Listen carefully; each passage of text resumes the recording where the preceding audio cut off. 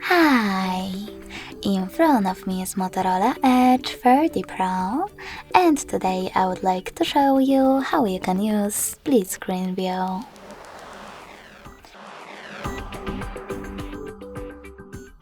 You need to begin by opening Settings and scrolling down to access Display. Following that, scroll all the way down and click on Swipe to Split. Then click on this gray sweater next to Use Swipe to Split in order to enable it. Then tap on Home button. Now you need to access one of your apps that you wish to use on the lower half of your screen, like Chrome.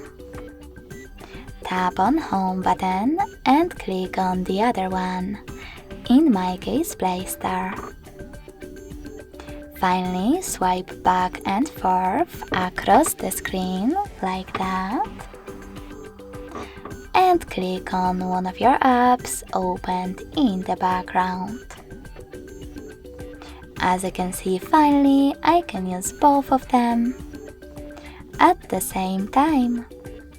If you wish to go back from this mode, drag the first app upwards or downwards and select Home button.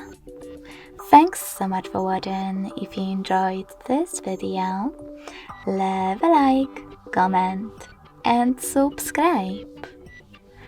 Bye!